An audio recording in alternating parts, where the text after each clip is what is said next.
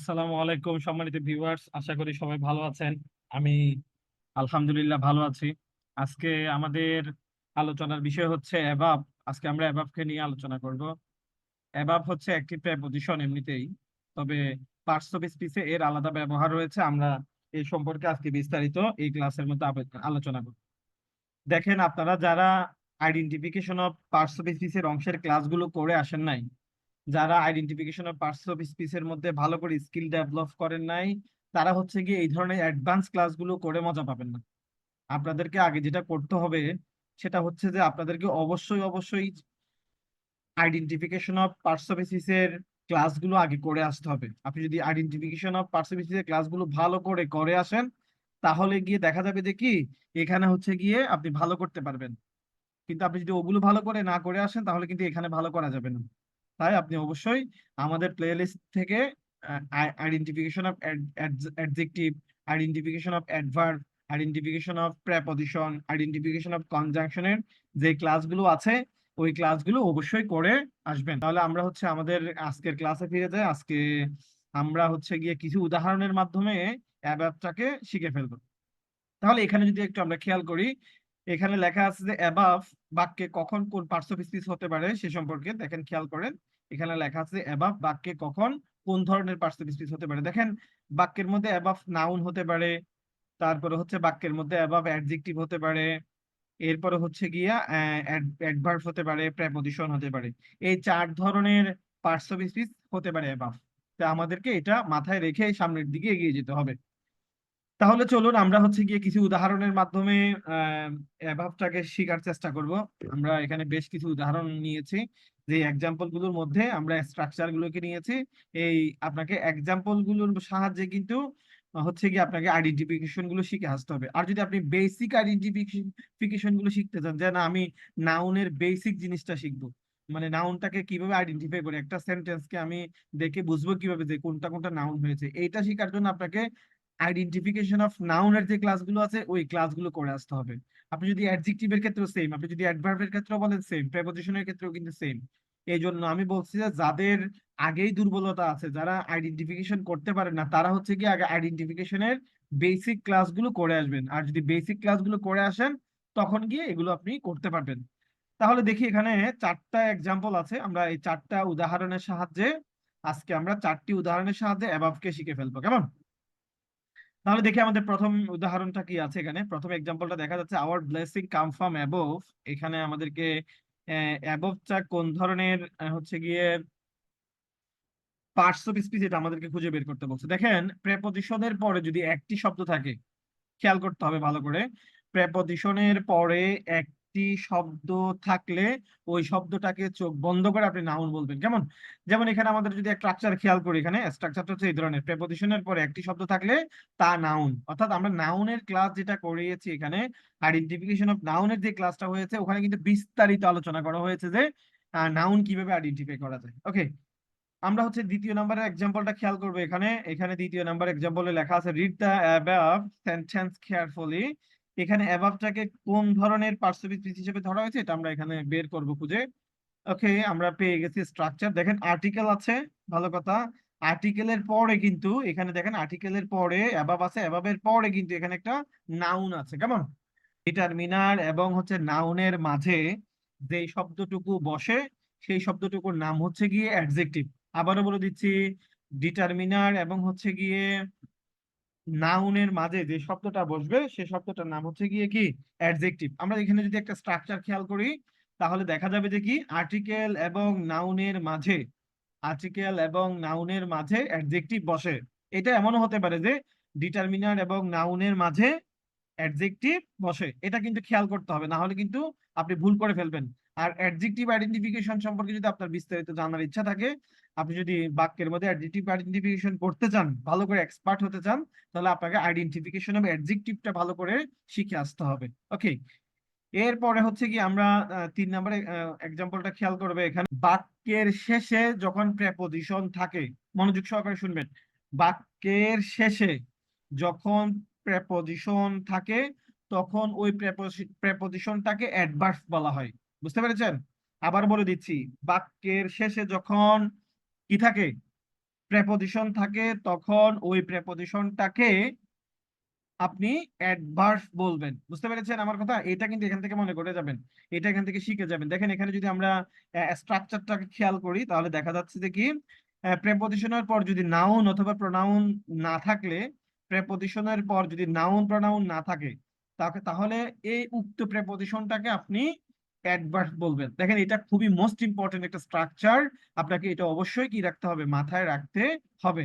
এরপরে হচ্ছে কি আরো গুরুত্বপূর্ণ স্ট্রাকচার হচ্ছে আমাদের 4 নম্বরে, আমরা এই এক্সাম্পলটাকে খেয়াল করব, তারপর হচ্ছে এখানে স্ট্রাকচারটা নিয়ে বিস্তারিত আলোচনা করব। দেখেন এখানে কি লেখা আছে, আমরা 4 নম্বরে যদি একটু খেয়াল করি, এখানে লেখা আছে কি the moral law is above the civil law. ঠিক আছে, এখানে আমাদেরকে ওরা বলবে যে হচ্ছে অ্যাবাবটা কোন পার্সেন্টেজ, তুমি এটা খুঁজে বের করো। আচ্ছা আমরা খুঁজে বের করবো, কোনো সমস্যা নাই। দেখেন এখানে অ্যাবাব আছে, ভালো কথা। এরপরে গিয়ে এখানে কি আছে, আর্টিকেল আছে, তারপরে হচ্ছে অ্যাডজেক্টিভ আছে, তারপর হচ্ছে নাউন আছে। তার মানে এটা একটা noun phrase.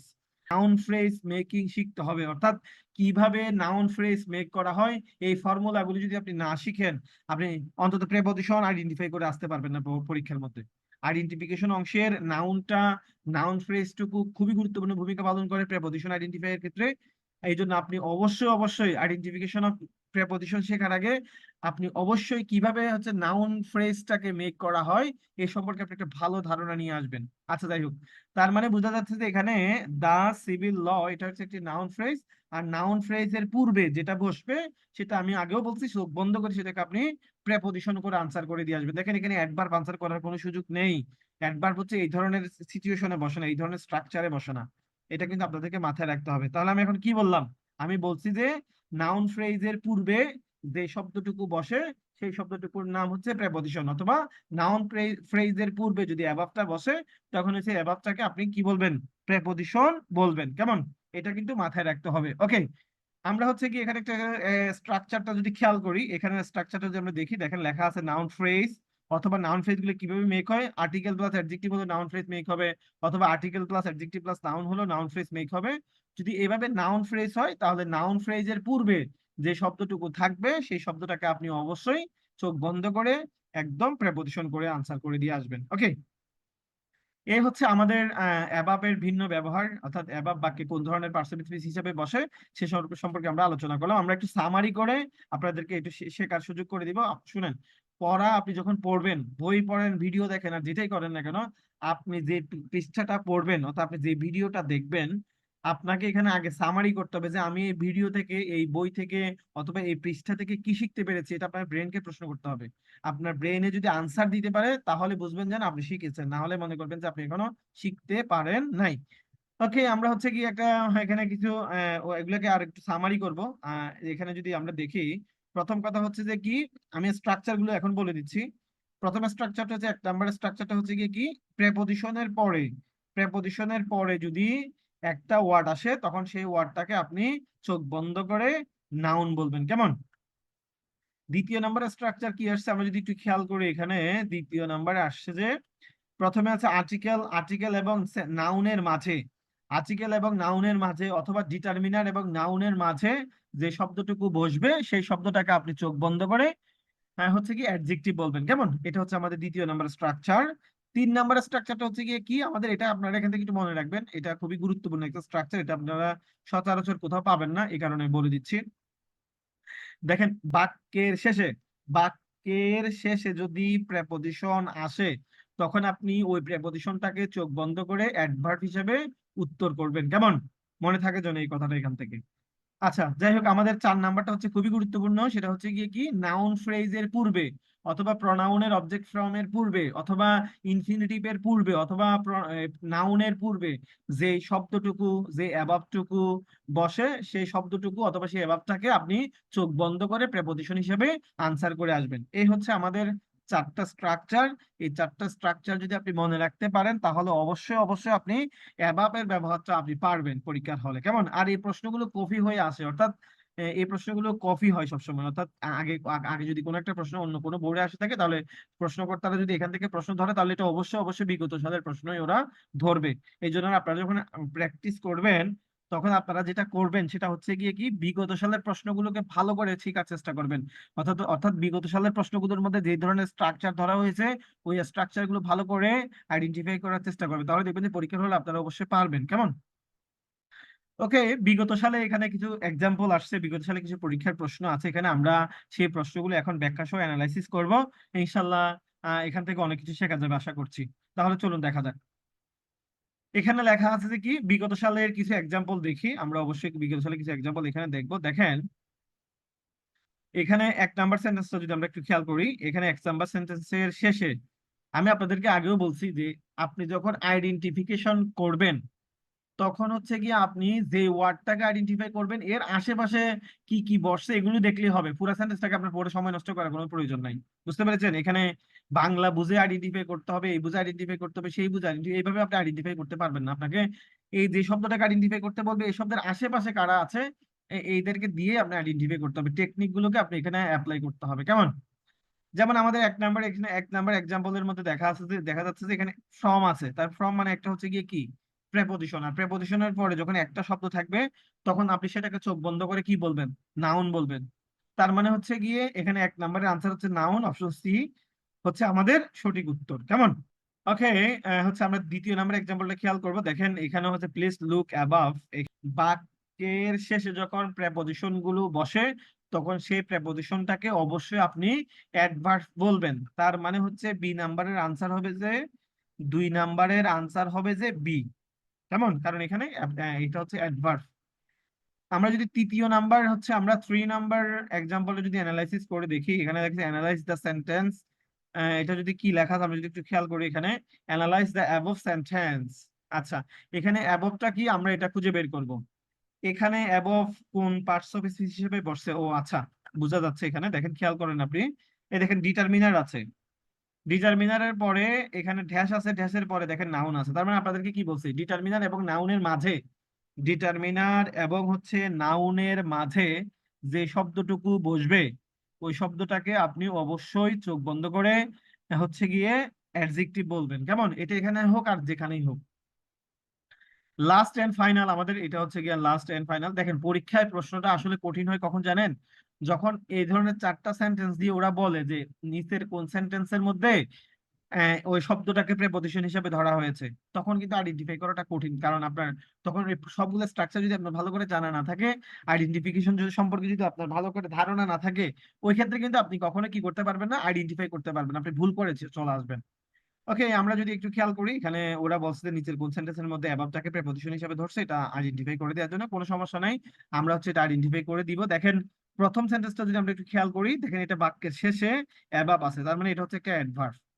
2য় number B number এক্সাম্পলে যদি আমরা খেয়াল করি, দেখেন এখানে অ্যাবাভ দ্য সিভিল ল, তার মানে দেখেন আর্টিকেল আছে, আর্টিকেলের পরে এই একটা নাউন ফ্রেজ তৈরি হয়েছে। তার মানে নাউন ফ্রেজের পূর্বে যে শব্দটা থাকে সেই শব্দটাকে চোখ বন্ধ করে আমরা কি বলতে পারি? প্রেপোজিশন বলতে পারি। কেমন? তার মানে বুঝে গেছি আমরা বি নাম্বার হচ্ছে আমাদের সঠিক আনসার। ওকে, আমরা 3 নাম্বার সি নাম্বার গুলো যদি আমরা একটু খেয়াল করি, এখানে এটা হচ্ছে কি একটা অ্যাডজেক্টিভ, কারণ এখানে আর্টিকেল আছে, আর্টিকেল এবং হচ্ছে গিয়ে নাউনের মাঝে যেটা বসে সেটা হচ্ছে গিয়ে কি অ্যাডজেক্টিভ বসে। আর 3য় নাম্বার আরেকটা হচ্ছে গিয়ে আমাদের এখানে লাস্ট এন্ড ফাইনাল 14 নম্বর অপশনটাতে বলা আছে যে এই দেখেন ফ্রম আছে, ফ্রম এর পরে একটা শব্দ আছে, তার মানে এটা হচ্ছে গিয়ে একটি নাউন। তাহলে বন্ধুরা এ হচ্ছে বিস্তারিত আলোচনা। আর আপনাদেরকে রিকোয়েস্ট করি, আপনারা হচ্ছে ভিডিও দেখে চলে যাচ্ছেন, আমার চ্যানেলটাকে একটু কষ্ট করে সাবস্ক্রাইব করবেন। আর হচ্ছে যারা এই ফেসবুক থেকে দেখেন তারা হচ্ছে ফেসবুকটাকে ফলো করবেন। আর ভিডিওগুলো যদি উপকারী মনে হয় তখন তাহলে আপনারা শেয়ার করবেন যেন অন্যরা দেখে উপকৃত হয়। কম্পিটিটিভ এক্সাম গুলোতে হচ্ছে গিয়ে ভালো করতে হলে আপনার অবশ্যই অবশ্যই ইংরেজিতে ভালো করতে হবে। আপনি যদি ইংরেজিতে ভালো না করেন তাহলে আপনি অনেক পিছিয়ে থাকবেন। আর এখানে কম্পিটিটিভ এক্সাম গুলোর যে সিলেবাস আছে, অর্থাৎ আপনি যদি বিসিএস এর ইংরেজি সিলেবাসটা ফলো করেন তাহলে আপনি দেখবেন যে অনেক, আপনার সব চাকরির পরীক্ষা হচ্ছে আপনার ইংলিশ অংশ ভালো হচ্ছে। আর যাদের কাছে বিসিএস এর ইংলিশ সিলেবাস অংশটা সবচেয়ে বড় মনে হয়, তারা হচ্ছে গিয়ে নিবন্ধন পরীক্ষার যে হচ্ছে সিলেবাস আছে আপনারা ওই সিলেবাস গুলো ফলো করতে পারেন। আস্তে আস্তে আপনি আপডেট করেন নিজেকে, আপনি আস্তে আস্তে শিখে আসেন। তবে আমার সাজেশন থাকবে যে আপনারা যখন জব এক্সামের প্রস্তুতি নিবেন তখন অবশ্যই অবশ্যই বিসিএস এর সিলেবাসের ইংরেজি অংশ যেটা আছে ওখান থেকে প্রস্তুতি নিয়ে শুরু করবেন, তাহলে হচ্ছে কি আপনার বিস্তারিত একটা ধারণা আসবে এবং পরীক্ষায় আননোন প্রশ্ন আপনি পাবেন না। আপনার কাছে পৃথিবীর কারো কাছে, সবার কাছে যদি আননোন হয়, আপনার কাছে এটা নোন হবে, আপনি এটাকে অবশ্যই চিনবেন। কেমন? তাহলে বন্ধুরা, আজকে এই পর্যন্ত। দেখা হচ্ছে পরবর্তী কোনো এক ভিডিওতে। ভালো থাকবেন। আল্লাহ হাফেজ। আসসালামু আলাইকুম।